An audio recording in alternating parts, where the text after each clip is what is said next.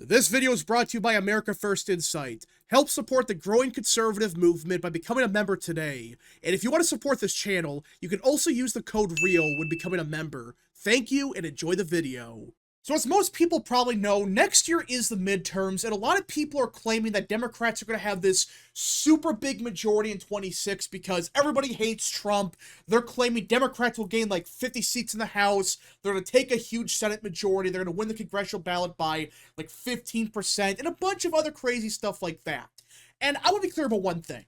I do think it is entirely possible for Democrats to take a majority. I'm not one of those people that say, oh, there's no pathway whatsoever. No, there is a pathway for Dems to get a majority in 2026.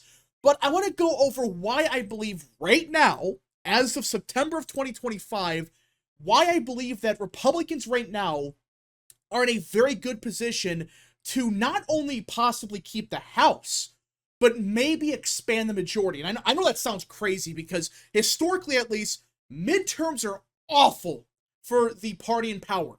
Like 2018, that's the one everyone brings up. 2018 was a disastrous year for the GOP. Democrats gained, I think it was 42 seats. Yeah, they gained 41 seats. Republicans lost 42. It was a mess. They lost a popular vote by roughly 9%. It was a blowout.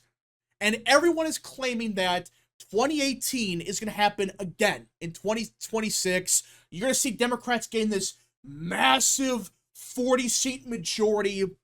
Democrats take back the Senate, and they're going to win the popular vote by like 20%. That's what a lot of Democrats are claiming. Now, is that possible? Sure. There is a possibility that, yeah, 2026 could be a bad year for the GOP. And a main reason why is, well, two reasons. A, historically, midterms are not good for the party in power. So that's the first reason. Like, yeah, history says maybe this will be a bad year. We got to see. But at the same time, the coalitions have changed so much where a midterm being lower turnout would help Democrats because they are the party of low turnout now. They don't want high turnout because the more people that vote, the more Republican these voters are. The more likely they're going to vote Republican. Why do you think they have suddenly stopped trying to register new voters? Because it blew up in their face. They realized, oh crap, these voters, they're extremely Republican.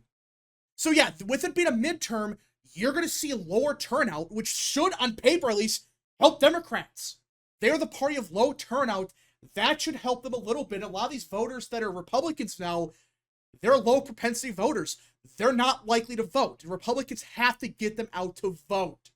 But at the same time, I don't think 2026 will be 2018. In fact, I would argue, if anything, it would be closer to 2022 where, yeah, Republicans took back the House, but it was a pathetic year. They barely took it back. They won the popular vote by like 2. It was pathetic. It was not a red wave. And I really believe that if Democrats retake the House, it would be similar to that, where Democrats take the House by like 5 or 6 seats or something ridiculously small, not a 40-seat majority. And I know that sounds crazy, but there's a bunch of reasons why I believe this. For starters, look at the generic ballot. The generic ballot right now, even with some iffy pollsters like Reuters, is D+2. D+2.5. That's it. That's statistical noise. That's the margin of error. That's not this 10-point victory. And I know it's very early on, but compare this to 2018. Back in August of 2017, or I should say September of 2017, you look this up, Democrats led the popular vote by 9. They were at 46%. Republicans were not even at 37%. It was pathetic. Democrats were up by 9 at the same point. 9. That's a 7-point shift in just 8 years. So already, compared to September of 2017 to right now, you are seeing a 7-point shift in the generic ballot towards the GOP. And again, look at these pollsters. It's like Reuters has a +4. Quantus Insight's a good pollster, +3. These are not big leads. And look at what percent Democrats are at. They're not at 46 or 47%. They're consistently at most 47, maybe 49% according to CNBC. But the other pollsters, they're showing them in the low 40s. And the only reason they have this small lead, if that, is because Republicans right now are even lower. Will that continue? Maybe. But that's the first issue. Just look at the generic ballot. This is not 2018. And on top of that, look at the approval rating of President Trump. This is one metric nobody wants to talk about. Everyone's going to say, oh, he's still below water by 5%. Even though it's been trending upwards, yeah, he still is below water by roughly 5%. Okay, even with some shady pollsters like Quinnipiac. Really, it's closer like -3, -2. But okay, let's just say it's -5. Okay, right now. Compare that to September of 2017. All right, the year before the midterm, Trump was at, look at this, his approval was -18. His favorability was -17. Yeah, right now, Trump's approval and favorability are doing 10 to 14 points better compared to 2017. His approval back then was not even 40%. Now it's 45%. Now it's 46%. And that's kind of the consensus. Right now it's roughly 45, 46, maybe 47%. Maybe. So just looking at approval ratings and even favorability, Trump's numbers have surged compared to 2017. Yeah, it's still below water. It's not good. But does this look like 2018 to anybody? His approval is doing way better. His favorability, way higher. The generic ballot right now, way higher. Party registration, getting even worse for Dems. I know this is Florida, but look at this. In the month of August, Republicans had a net gain of 27,000 votes. Democrats lost 37,000 voters. New Mexico, a Democrat state with a competitive House seat. Republicans had a net gain of 500 again. And the margin Democrats have in New Mexico has shrunk by 21,000 voters since November. So party registration, another indicator. These states are getting more Republican, when in theory, they should be getting more Democrat. I know there's been some states where for like 2 months they had Democrats gain, but then it goes back to reality. And Republicans go back to gaining every single week, every single month across the board. So these three metrics alone should indicate, no, there is no sign of this magical blue wave building. Now, it is entirely possible that a blue wave does build next year. I'm not denying that.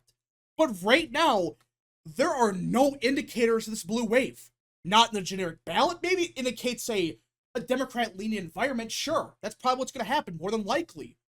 But that's not a blue wave. That's closer to 2022. Just Democrats get a small majority or whatever. Voter registration, no blue wave here. In fact, Republicans are gaining even more, while Democrats keep going down and down and down across the board, not just Florida, but in New Mexico, Pennsylvania, North Carolina, all these states, Arizona, they're all getting more Republican. Trump's approval is way higher than it was in 2017, significantly higher. But of everything that, all these metrics I've shown so far, in my opinion, they pale in comparison to the context of 2018. Because everybody keeps making a big deal about, oh, Democrats, they had this huge gain in 2018, and that's proof of a blue wave in 2026. Which again, it's entirely possible for a blue wave to happen. No one should deny that. But I'm getting sick and tired of hearing this crap. Because, okay, even if you ignore the approval ratings, you ignore favorability, you ignore party registration, you ignore the generic ballot, even. You ignore all of that. You still cannot properly compare 2018 to 2026. You just can't. It's a stupid comparison, okay? Now, on paper, it seems kind of similar, like, oh, Trump won in 2016, and 2018 was a blue wave. Well, there's a bunch of reasons for why that happened, why Democrats gained so much in the House, but ignoring all that, like the healthcare stuff, let's look at the context of the map. Like, how did the map look back in 2018? Because, man, this map was bad for Republicans. Just look at this. This is basically the consensus. Now, this is not my personal ratings for 2018. You know, I'm not saying this is for sure what the map was, like, oh, this is what I would have predicted. I'm not saying that. This is kind of what the consensus was. The Republican seats that are Republican, these are seats that are either safe or very likely. That means they're going to vote Republican or they're going to vote Democrat. There's like a 90% chance of that happening. And yeah, you had some flips that came out of nowhere, like in Oklahoma. But you get the point that, okay, yeah, these seats for both the Democrats and Republicans, they were going to go their way. Okay, most of them at least. Some of them did flip in a surprise, but you get the point that, yeah, these were roughly the 65 most competitive seats. These districts decided the House. And look at that. Democrats were already up by 10 seats. All right, they were at 190. Republicans were at 180. So already, without the toss-ups factored in, Democrats had a 10-seat advantage. Already. You look at the safe seats, the ones that are dark blue, 187 to 158. That's closer to a 29-seat advantage to start with. Already, you could tell, oh, that's a huge margin. That's a huge margin for Dems. And on top of that, you look at what these seats were, how competitive they really were. Look at this. These are the 65 competitive seats in 2020 or 2018. Again, there were a few others that were not included in this map that surprisingly flipped, but we just looked at the kind of the consensus map for what people consider to be toss-ups. And look at that. There were 21 congressional districts, at least in the competitive seats, that voted Republican down ballot, but Hillary Clinton won. 21. Meanwhile, there were only 6 Trump Democrat seats. That means only 6 seats that Trump won in 2018 or 2016 that a Democrat won down ballot in. That's it. So that's a net gain of 15, all right? If we assume all those flip, which that's not realistic, but you get the point. That is 21 seats that Democrats could have theoretically won in 2018 because these were Clinton Republican seats. There are only 2 seats that both Clinton won and the Democrat won. And in Pennsylvania, you had some screen numbers because of redistricting, but you get the point that of these competitive seats, basically none of them were districts that, you know, Democrats had a small advantage in 2016. You know, Democrats barely won it down ballot and then Trump won it. No, there's basically none of that for these competitive seats. And a good chunk of them, like in Florida, in California, and Washington, these were like Clinton plus 10, plus 15, plus 20. They weren't Clinton plus 1. And this is why Democrats did so good in 2018. The map was so good for them. I mean, look at this. How could anyone say, yeah, this map looked good for the GOP? No, it didn't. Because they had to defend so many districts, not even including the Clinton Republican seats. There were 36 districts that could have theoretically gone Democrat. So that's the major issue with comparing 2018 to 2026. There is a huge difference. 2018 had all these bullshit Clinton Republican seats. They were like D plus 15 or whatever. That flipped because it was a midterm. And a bunch of these Republicans, they retired. They got the hell out of there because they knew it was over. So, yeah, 2018, that's how bad the map really was. Again, in Pennsylvania, there might be a few districts that change, but with redistricting, it's kind of iffy. But you get the point that, yeah, this was a horrible map. This was bad. Let's compare this to 2026. And right now, these are my personal ratings. And look at this. Republicans right now have roughly 199 House seats that I think are either safe or very likely. Democrats, meanwhile, they have 186 that are either safe or very likely. That's a huge difference. That's a net swing of what, 23 seats compared to 2018? So already you could tell, this is not the same map. This is much more Republican Just look at the safe seats. There are 196 safe Republican seats, all right, that I consider to be safe. There's really nothing you can do to flip these seats whatsoever. There are 168 Democrat seats that I consider safe. That's it. So it's a huge margin. It's completely different. Back in 2018, again, Democrats led this metric by 10, the safe districts by 29. Now Republicans lead this by a huge margin. And guess what? That's not even including redistricting. Yeah, this is the part that nobody factors in whatsoever. Redistricting. Now, there's a possibility that states like Maryland and Oregon, they can maybe redraw. We'll see. It's very unlikely. But okay, I guess it's a possibility. But even with those factored in, you're going to gain maybe 2 seats there. Maybe. Republicans, meanwhile, as of now, based on reports we're hearing out of Indiana, out of Florida, out of Ohio, out of Missouri, it looks like, with Texas included, they're going to gain 11 congressional districts, okay? That are safe or borderline safe. There's really no way of them voting Democrat. Yeah, 11. And there's 4 more that could potentially be drawn out, like in Nebraska, which is unlikely, but there's a possibility that Republicans, they redraw the map. But look at states like Ohio and Indiana. There's a possibility we gain even more seats in Indiana and Ohio. So this is how bad it can get for Dems. But even if we assume the Democrats, they lose 11 seats. They lose 2 in Ohio, 1 in Indiana, 1 in Missouri, a few in Texas, we'll get to that in a second, and a few in Florida. Right now, it looks like they would start at 210. They would start at 210 in the House. Democrats with California would be at roughly 189. Even with Oregon and Maryland, states like that, they would be at like maybe 191, maybe. Even with that, Republicans would still have a huge advantage. And with California, people may say, oh, well, Democrats are gaining 5, I thought. Not really. Because you look at how they draw on the map, some of those seats in California, they could stay Republican. Like David Valadao's seat, it could stay Republican. And even in Southern California, the San Diego seat, that could stay Republican as well. In fact, Valadao's new seat voted for Trump by a point. It's more competitive, sure, but it voted for Trump. And the seat in San Diego, it's like D+1.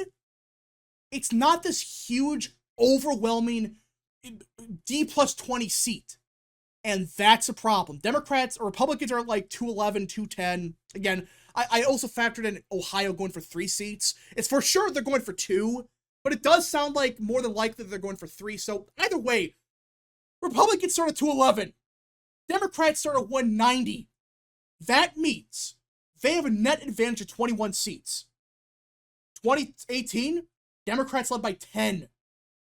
That's a 31 seat shift in just 8 years.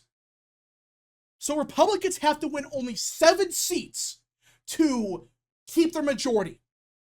And of these competitive seats, with Utah included because of redistricting, look at this. There are only 3 Harris Republican seats as of now that are considered competitive. There are 10 Trump Democrat seats. There are 15 Trump Republican seats. There are 6 Harris Democrat seats that are considered competitive. So Democrats, they not only have to flip all 3 of those Republicans, which, listen, I don't think Michael Lawler's losing. You're not going to really gain much there. And Don Bacon's seat we'll see because with redistricting. But outside of that, it's not 2018. 2018, there were 21 Clinton Republican seats. Right now, there are only 3 Harris Republican seats. There's way more Trump Democrat seats, and the seats that are remotely competitive for the GOP, like in Pennsylvania, Trump won those districts by a good margin, and even in northeastern PA, those districts, they flipped Republican, even though the Democrat was the incumbent. Now, do you understand why I don't think this is going to be a blue wave? Democrats need so much to go their way.